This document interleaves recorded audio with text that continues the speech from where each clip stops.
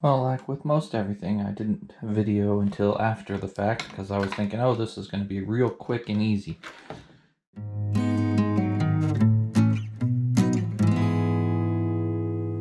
It's not.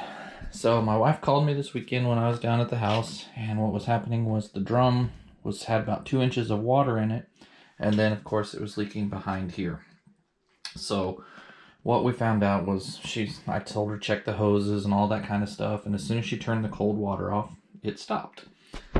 So that led me to believe that it's got to be something in the valve, right? So of course I did some research, tried to find it, and I guess these LG washers, you can find off brands of these for like 20 bucks, so they must break a lot. They do not have this model anymore. Of course, it's discontinued. It's the, I don't know, Smart Drum top load something the other. It does not have the raised back on it. A lot of the videos that you'll see has like a little normal looking, like the dryers over there on here. So I could not figure out how to get this thing off of here. There's just 2 screws right here and here, on this portion. It fits on here, and there's a screw right there and a screw on that side. So you got 2 screws. It sits on there like that. There's one there, one there. And then it looks like you think it's gonna break, and it feels like it, and then I guess it finally comes off. That's how I think you take it off. I tried and messed and looked for some videos and everything else, and there's just these 3 clips in the back. Somewhere along here you can see where I stressed it a little bit right there when I was pulling up on the sides. I even tried to reach in there and push these, but they don't want to push, and they just snap over this back portion here. You can see where, well, actually, no, I don't even think one of them lines up with that. I know 2 of them don't. So, yeah, see, they're off. They're off. But they just snap over this back portion here. So I believe to get this one off, if you're having trouble, is I think you just kind of keep lifting and pulling, and eventually they just kind of snap off. So it didn't break, and I thought it would. Second problem I have is that, so what I did was when I took it off of here, I guess I should show you, is there's just like this fine mist when you turn the water back on.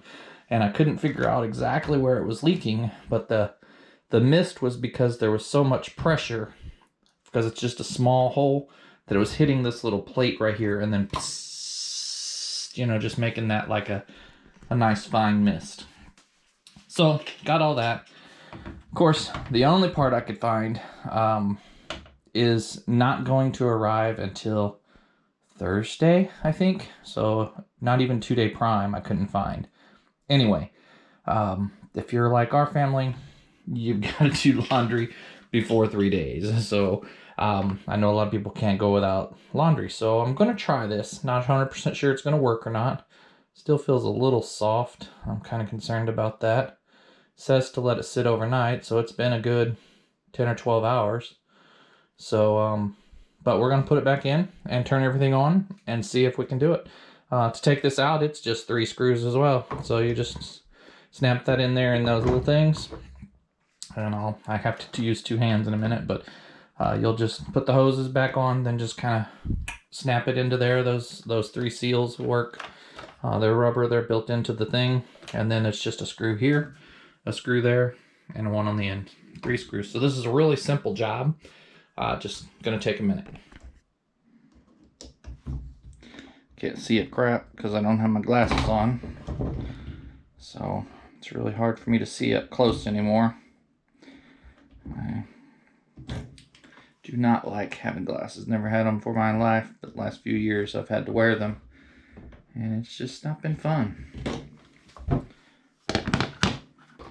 you gotta get it over these last 2 clips here. In fact, I'm just gonna do that. Oh yeah. That sound, but that's just this clip right here, catching on there and then catching on there. So nothing really broke, but it's just that little popping noise you hear. So I think if you took, what I was saying is if you took these 2 screws off, you can see the 3 seals right there. So you could put the 2 hoses on, snap that on, and then just set everything down in itself, and that might be a little easier for some. Then your 3 screws.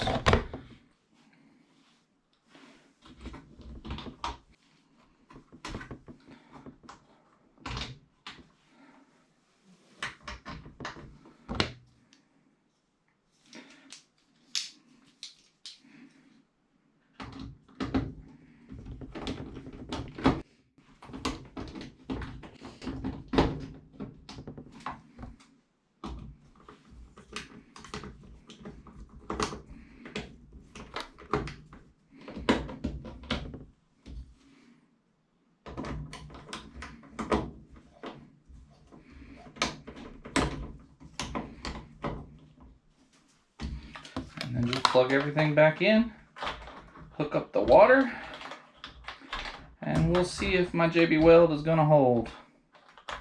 If it doesn't, well, I'm just gonna wait for the new part, but it'll be the same exact steps. And that's putting it in. And of course, there's that. I'm just gonna leave the cover off since I know I'm still gonna be messing with the part. No reason to snap that back on. Plus, I'll be able to see if the water is leaking. In fact, I'm probably just going to hook up the cold water first. Only. I believe that was this one here. Hot was on the left side, or the closest to me.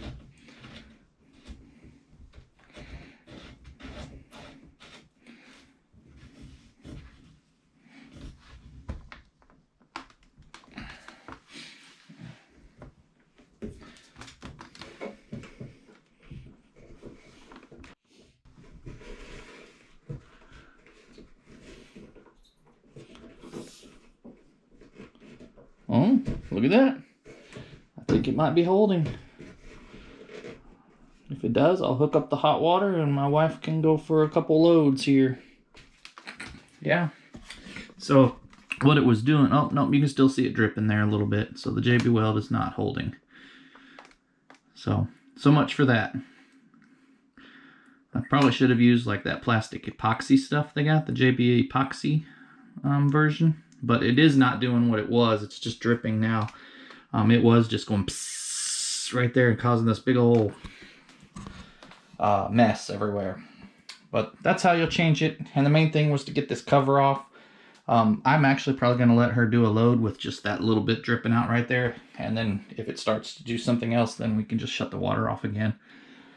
So this will be a quick fix for it. Again, maybe a little bit better. Epoxy probably would have worked better, or let the JB Weld dry longer. I'm not sure which. It did say 4 to 6 hours and cure overnight before you put in service, so I did, but just a really small leak right there, not as much as it was, so we can deal with that for now. Anyway, thanks for watching. We'll catch you in the next video.